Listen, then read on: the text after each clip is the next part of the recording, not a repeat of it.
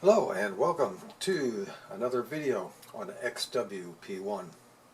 Today we're going to be doing step sequencing. And the video is going to be, again, quite long. You're going to have to kind of settle in and buckle up because we're going to get much more detailed. Now Mike Martin's got 2 videos on step sequencing that give you an introduction, but if you truly want to get into this and understand it, this video is going to be probably an hour long. So I'm sorry for the length, but I don't know how to teach without any kind of detail, without length. So let's get to this. I'm going to start on a new performance. As you see, this one's same name, Jam 19, and it's user 11. And at this point I'm going to make sure all my sliders are down. Now you can't see me working the sliders. I'm going to be able to get the screen so you can read it. All I've got is this tiny little part. So later in the video I'm going to zoom out to the entire keyboard so you can see some of the things I'm doing with the sliders. So it's going to be kind of like a review going back when we zoom out to see the entire keyboard. Now I have a performance picked out. Now I'm going to switch over to step sequencer. I'm going to move up to an empty place and I'm going to press start stop, and it is empty. And it's called Untitled. So first I'm going to do is press right, use the down arrow keys, and as you can see, the right left arrow keys after you press down will name this anything that you want.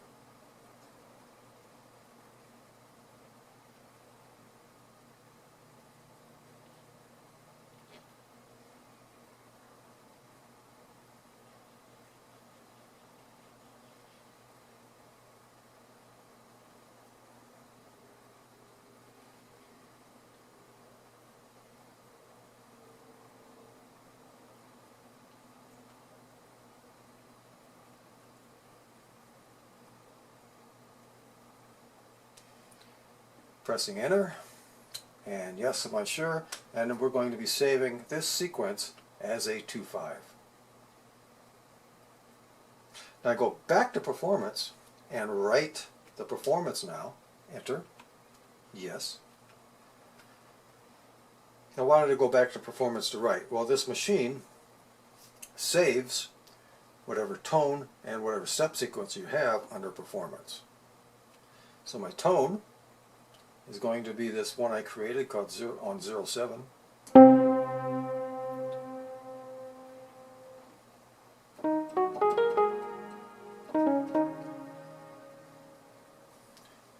Okay, so we're now on the step sequencer, and at this point we want to make sure all the sliders are down before we start.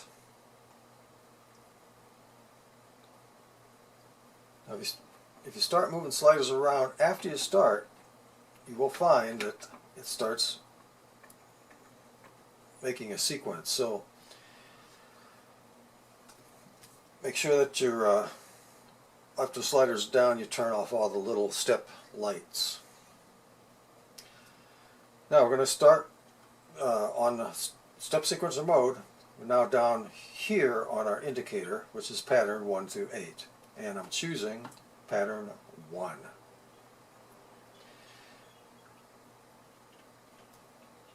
I'm going to choose a tempo of 120. When I start stop, it's going, and now what becomes important are these plus minus keys. The little arrow underneath each channel is telling you which one you're working on.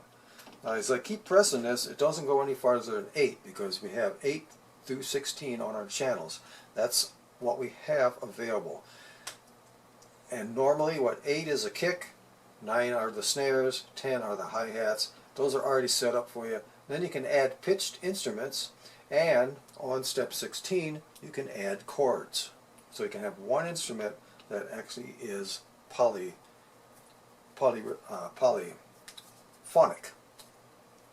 So let's start with 8, which is normally our kick. And let's do like a 1, 3, 5, 9, 13. And at this point, this is where we pick out which drum kit we want to use. So we go to the mixer. And when you press the mixer, you can see we ended up in volume. Wherever you left off in the mixer, that's where it's going to be. So let's use the key navigation buttons to go up. And part is simply on off. This is where you can mute parts at any time.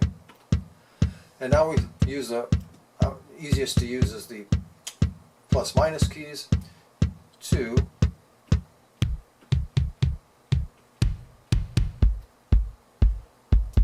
find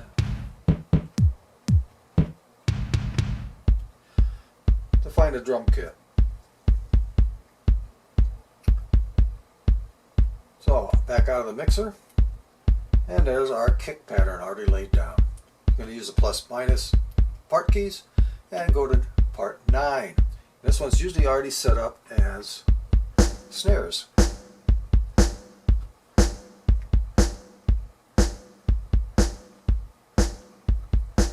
And back to the mixer to pick out a snare.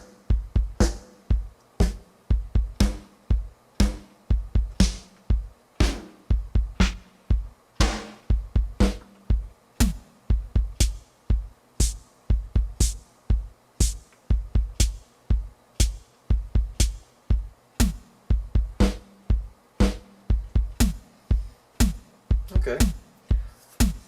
Now the levels we're going to be going back and forth with the mixer on levels all the time. So onto the volume.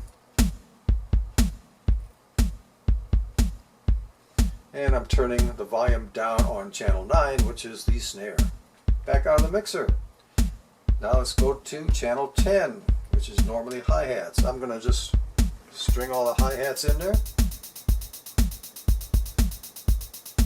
And then I'm going to take a few out to create some kind of a pattern.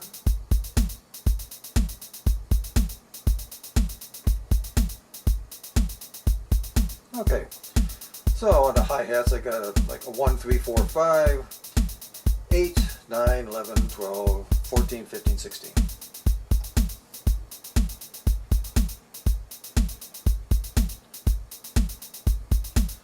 And back to the mixer.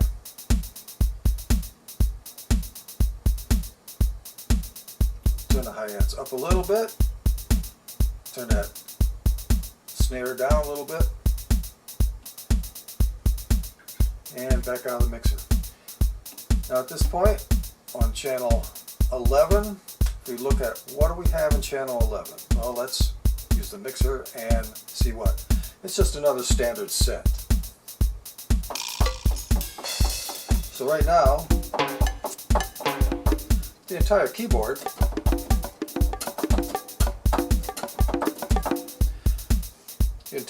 has all kinds of drum sounds that you can't access normally except through the keyboard.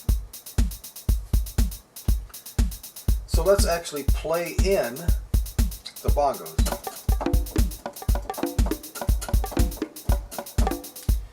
So let's first, as you can see, as I go through the different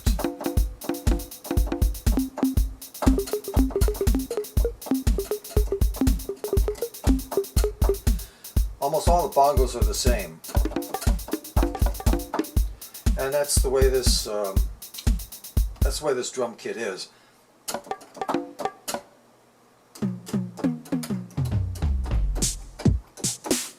Basically, the biggest difference between all the drum kits are in the kick and the snares. Just about everything else is the same. Now there are some slight differences. Just like on the bongos, if we go to synth set 1, we get a completely different bongo. Okay, so we're going to actually play this one in instead of pressing the sequencer buttons. So to do that, we pick out our instrument, which is going on channel 11. We exit out of the mixer, and now we're going to go to the edit menu for the first time. And we're going to go to step edit, enter. Now it's armed to play. So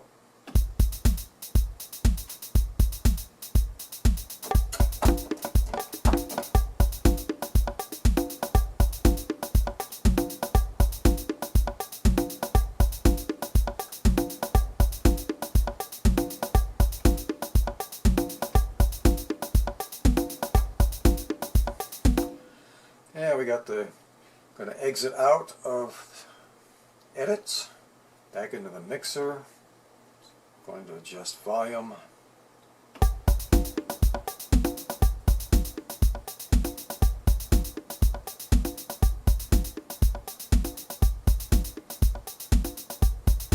Okay, so we got let's exit out of mixer, and we haven't saved anything. So if anything went wrong, you would lose your work so far. So let's just do a quick write. And again, if I use the down arrow keys, I can name this anything I want. So I got to remember it's on 2/5, so I'm pressing enter, and yes.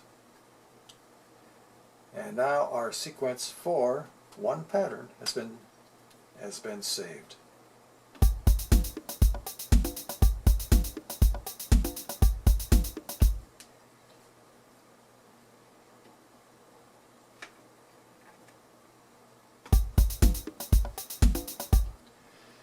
So you've seen we've actually played in the bongos. Now let's do our first pitch instrument. So let's move on to channel 12. As you can see, channel 12 isn't being used. And we can put our bass in there. So we go to the mixer, and now, while in mixer mode and on tone, these PCM tones these buttons become valid. So I can just immediately go to my guitar and scroll up into some of the basses, try out some basses.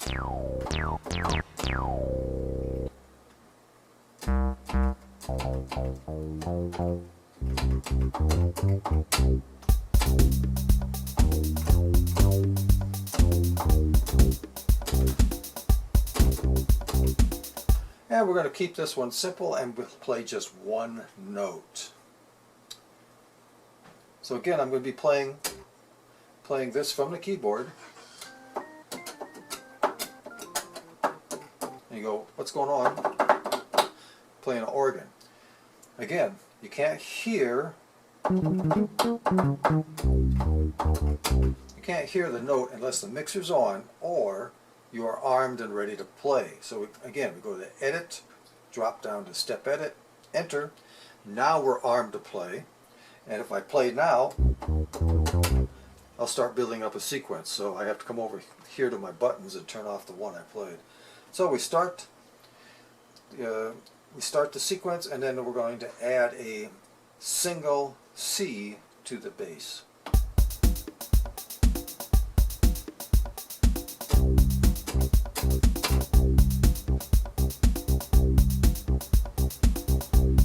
Okay, I just played that in on a C.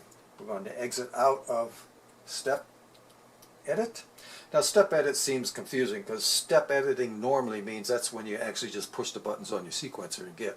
But step edit is actually the parameter you're using to use the keyboard to play in instruments. And you can play in the drums. You don't have to use the actual sequencer buttons for anything. You can play them all in. Okay, so now we have a pitched instrument in there.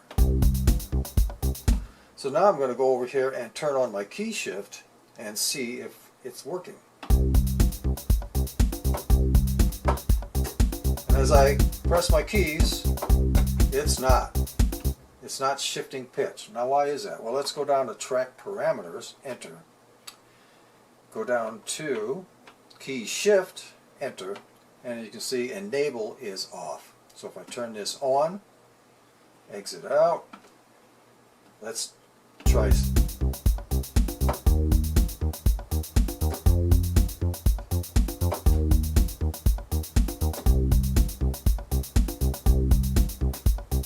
And now with key shift on, the bottom octave of the keyboard is playing it. Now again, I'm going to zoom the camera out and redo anything that involved using the keyboard and the sliders so you can get a better idea of what's going on.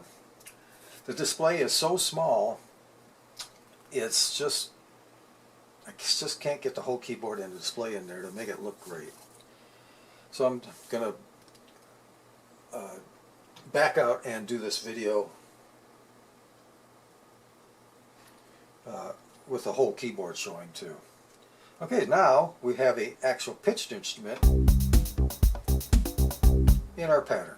And again, now that I'm in step sequence, I'm going to hit right. And since we've already saved our name and we're going to pattern 2-5, it's going to stay there. It's not like other keyboards that might change this 2-5 back to a default of 0-0. This one holds. But you still got to make sure, the most important thing is not the name, but the place you're saving it so you don't overwrite something else. So now it's completely saved with one pattern up to that point. Now let's say, okay, let's say we wanted to do all 8. We're not going to do all 8 today because it's going to take too long. But I'm going to show you how to move along very quickly, especially if pattern 2 is only going to be a slight variation of pattern 1. So let's go to the edit menu, and this time let's go down, all the way down to copy, enter. Now here's a place where I can enter in and copy just maybe the drum part, maybe just the bass part, something like that. Or I can copy the entire pattern, and that's what I'm going to do. So I'm going to use these navigations, and you can see part 1, that's the one I want. I'm going to copy to part 2. Enter. Yes.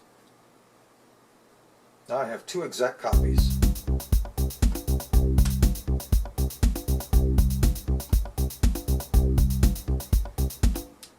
So on part 2, what I'm going to do is make it a little more complex. So let's move over to channel 16. Channel 16 is the one channel we can do a chord on. Mixer. Now when I press mixer, for some reason, it's staying on channel 12, even though I moved over there. So a lot of times you're going to get, what the heck's going on? You're going to screw up your sequencer. You always got to make sure where that little arrow, you can see the little arrow, where that arrow is. Now again, we're on tone. This doesn't work until we're on tone. Now we're on tone. It's not a pattern. It's now the PCM. So now I want to go to my synth category and I'm going to pick out a nice chord, something.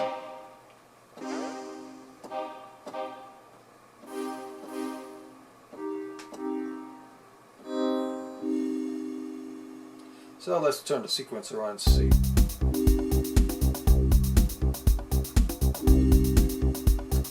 Okay, I'm going to go ahead and use this bottle pad. I'm getting out of the sequencer, and of course we're going to do playing this from the keyboard, so I have to go to my step edit and enter. Now I'm armed to add this. Now I did the bass in the key of C, so I'm going to have to do C on here to make sure they match. So I'm doing a C minor chord.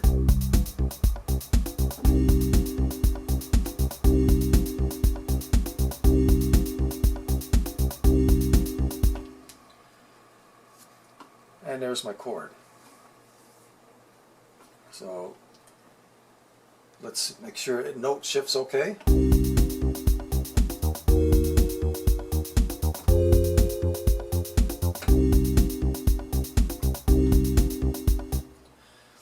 So whenever you're doing pitched instruments, they may sound very repetitious if you're not going to actually change a chord. So you have to kind of design it the way you're going to use it. So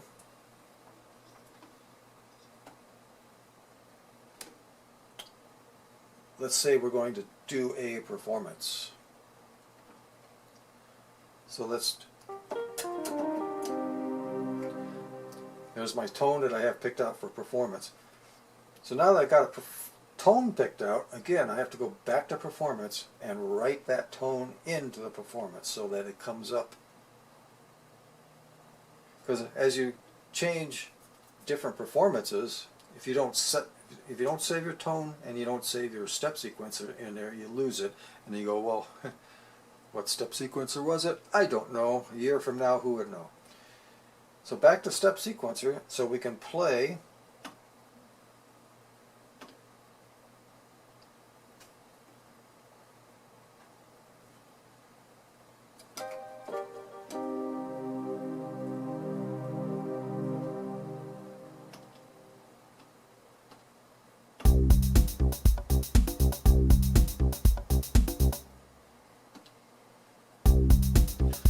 So I'm going to use the key shift.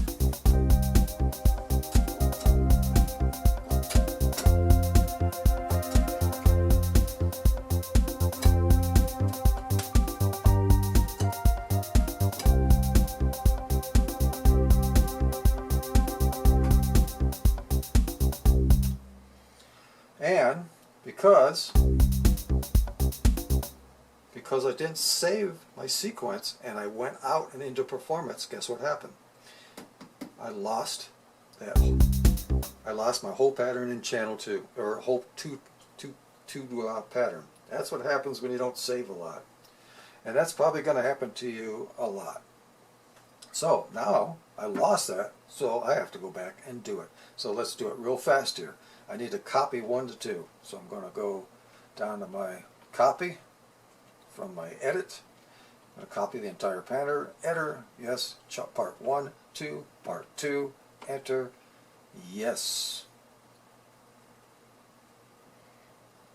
And of course I lost my chord. And I have to pick out a new. So back to the bottle, back out of the mixer, and now we need to go back to edit, step edit. I'm ready to enter in that chord again.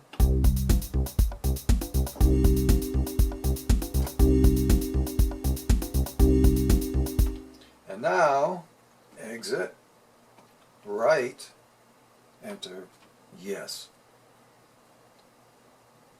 Now let's see if I got 2 patterns.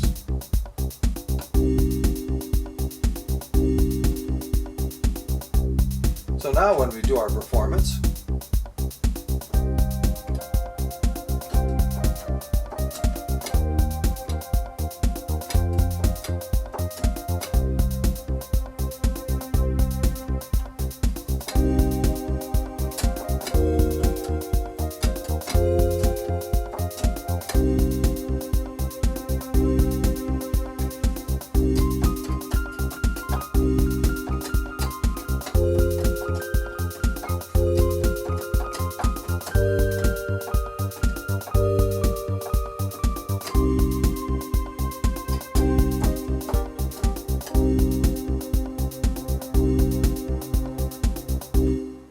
so whenever we're doing pitched instruments, a lot of times you set this up for that key shift so that you can transpose the chords and the pitches such as the bass. Now you can write a sequence with pitched instruments that are sequenced, but it takes a bit of getting used to know what kind of pattern you can come around on, so that it doesn't get boring or repetitive. So here's our sequence up to this point. So let's add a single note pitched instrument. And as you can see, 13, 14, and 15, those are still open for a pitched instrument. So I just went to 13, going to enter the mixer.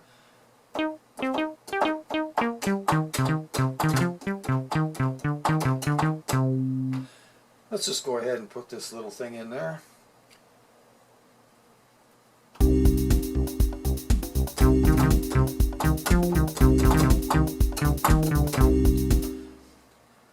Now I've got this set up on 16th notes, and I don't think it's going to be fast enough to play this little sequence I want to put in there. So again, back to out of the mixer, into edit, down to track parameters, and here is where we set how many steps we want on our sequencer. The quanta size. Step size is your quanta size. We also have note lengths, which will work with some things and not with others. We have a groove, which we can put a flam or a oh, I forgot the term, but I'll show you how that works a little later. Key shift, we've been there already. So let's go up to our step size, and let's increase this to 30-second notes so I can get a better rhythm on what I'm doing here. So let's see if this works. So I'm going to exit this. I have to go up to my step edit because I'm going to play this in on the keyboard. And here we go.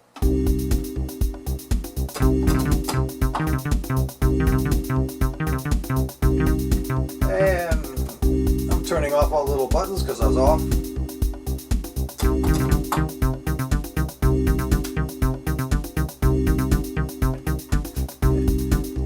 And I'm just turning it off again as I experiment in here.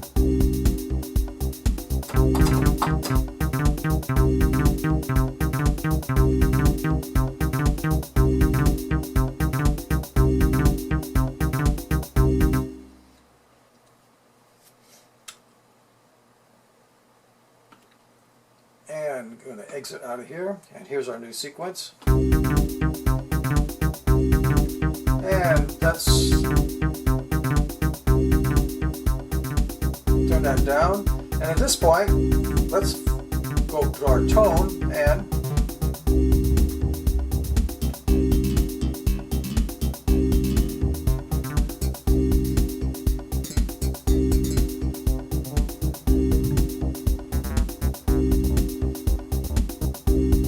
let's go over to the synth category.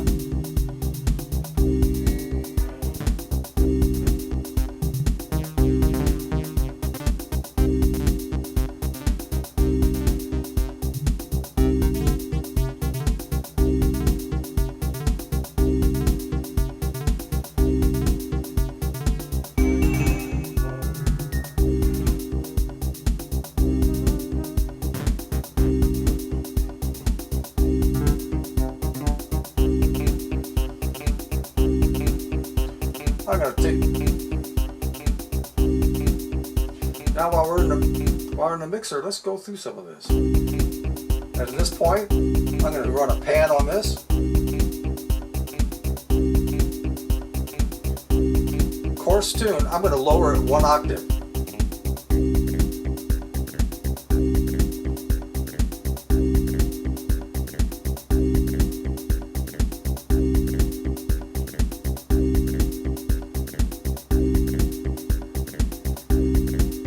Putting some reverb on it. So let's put reverb on anything that we might want here.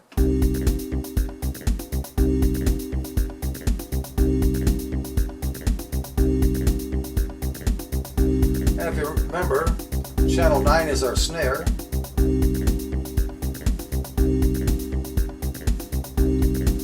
And back to, now that we've made all these adjustments, let's go back to volume.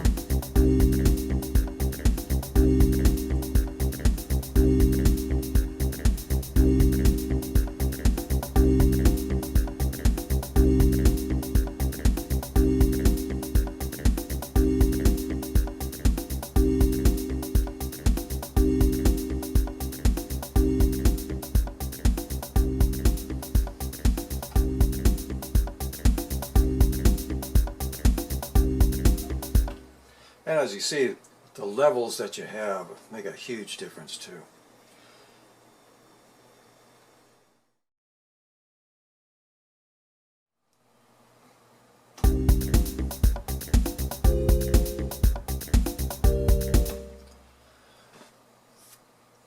Okay, let's review some mixer settings now, how we can fine-tune our sequence.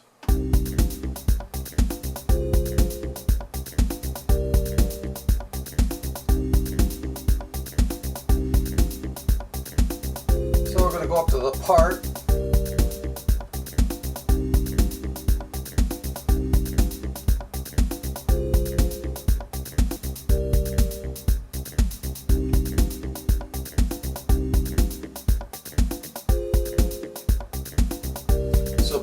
is our bass.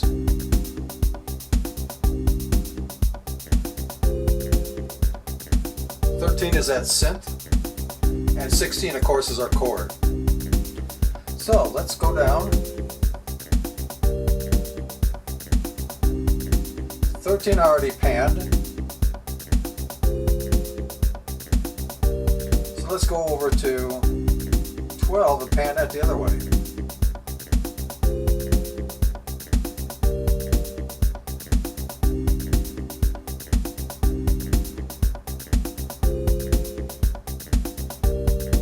Course tune, we already did a course tune on 13. Bender range is a matter of, you go on to 16 and you move the bender,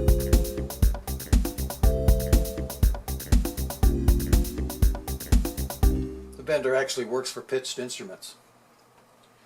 And we can set up a DSP also and enter that. But let's set up our reverb levels.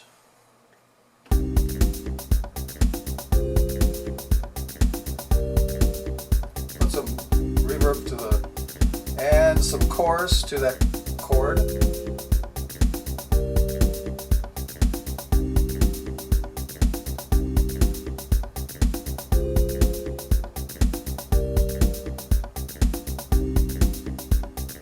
So 8 is our kick, 9 is our snare, 10 is the hi-hat,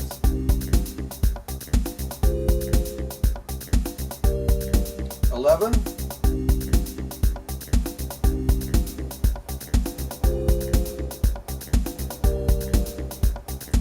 are the bongos.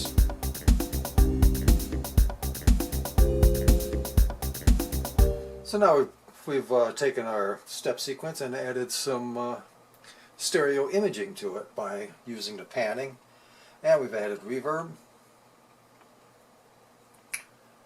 and we've done a course tune. Let's go over that course tune there. The course tune was on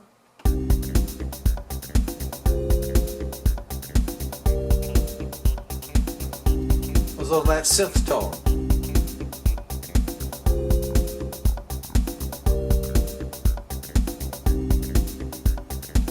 Put a -12 in there because -12 is one whole octave. Okay, let's exit out and write.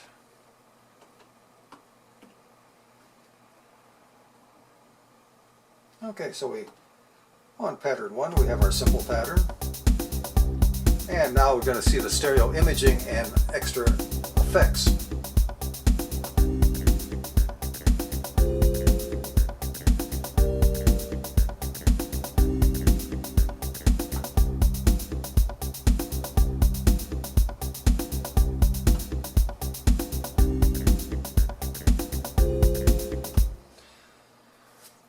Okay, so let's see what else we can do under Edit.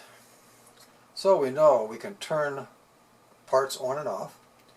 Step Edit means we can play keyboard live for drums or pitched instruments. Track parameters. We can change the number of steps. We can change the quantization. The note length. Let's see if we can get the note length to work on this synthesizer we got on 13.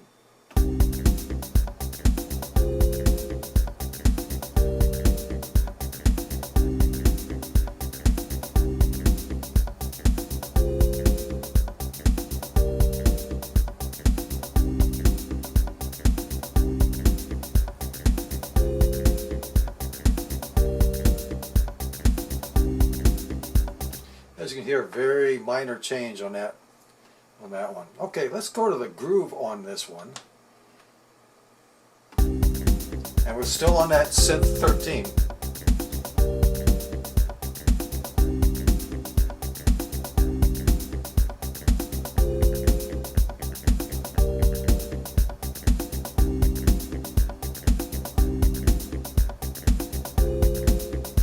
And again, very hard to tell. Mainly because there's already a groove pattern applied to this number 13.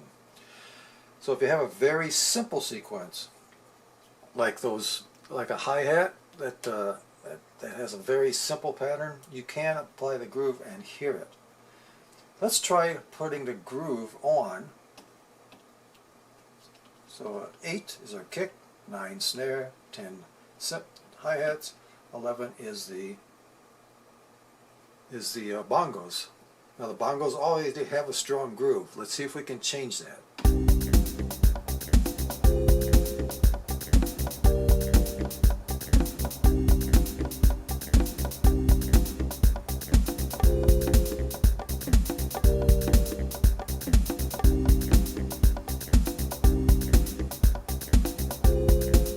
Again, not a favorable change. I'm going to maybe give you an example of this one later with a straight drum groove, because then you can really hear it. And of course, key shift, we know, is enable and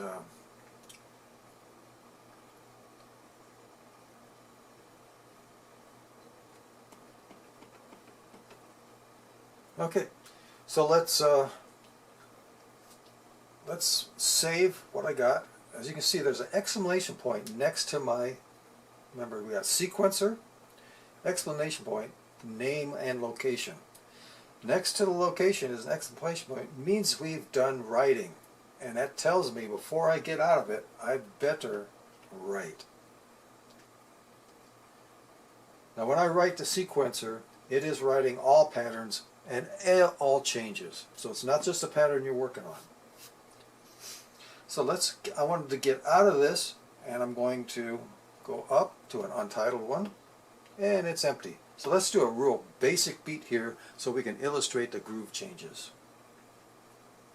So, as you know, everything's pretty well already set up for us as far as which drum parts. So 8 is kick. So let's start this and do a basic kick.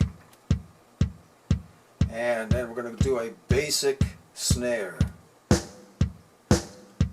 And a hi-hat.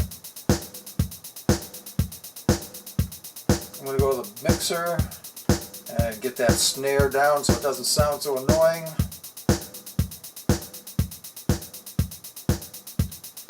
Okay, and on to edit. And we're going to try that.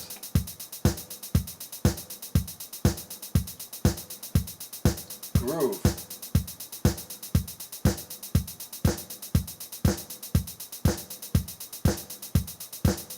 Putting a flam on there.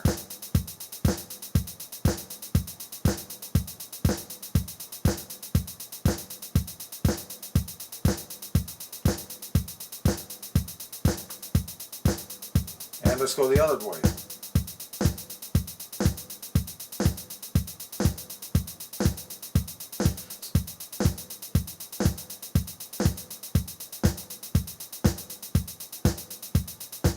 So what it's doing is, if you hear the kick is the 1 4/4 beat right on the beat. As I do it on the snare, the snare is applied before or after the kick, and that's where you're getting that ting ting. That's where you're getting that shuffle, or that's the word I was looking for, shuffle or flam.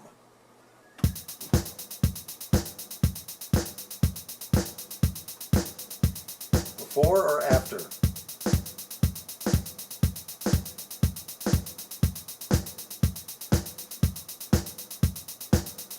That's what's known as shuffle or flam. Okay, let's try it on the cymbals. So now we're on the closed hi-hat.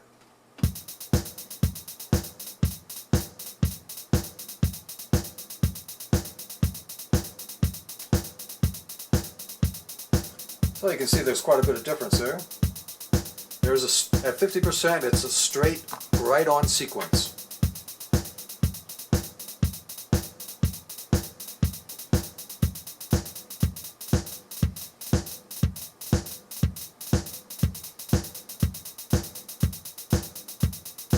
Okay, so let's try this. Now I got a hi-hat on every single step. So I'm going to take every other step off.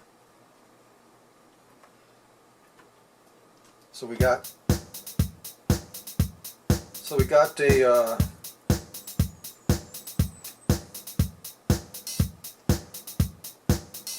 and I put a open hi-hat on the 16th step.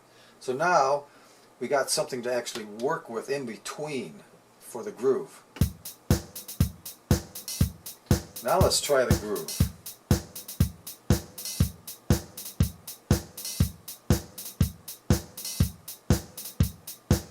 Pretty cool, huh?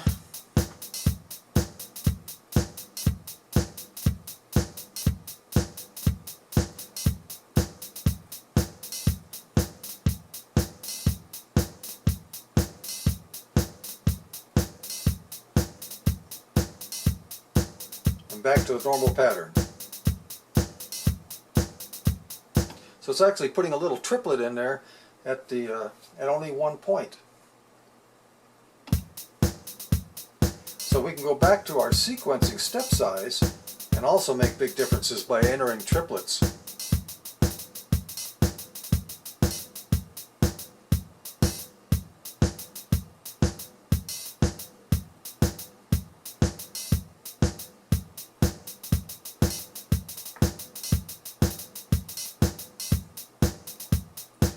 And back to normal. Now what you might want to do is once you go to triplets, you know, it doesn't sound very good, but if you change the pattern around,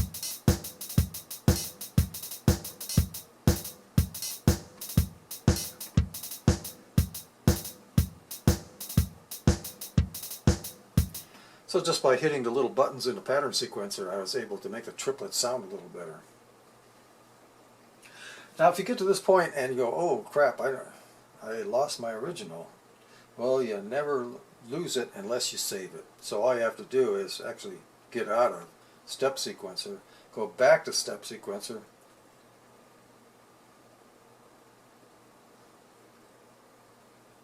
and what do we got?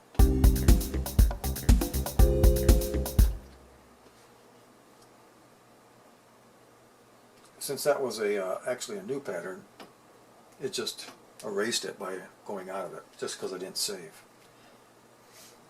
So, I didn't save. How are we going to go back to it really easy? Well, it's pretty easy to go back since we already know what we want to do. It's a very simple pattern. We can go back to 8, start it, hit our kicks, hit our snares.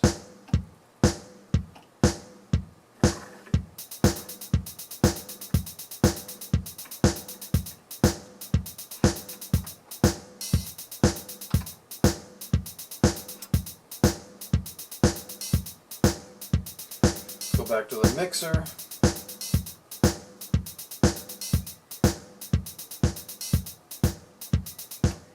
And we're back. I'm not going to save this because it was a demo. Now I'm going to, let's take the camera back and take a look at the whole keyboard so I can show you how you can use the sliders and the step sequencer.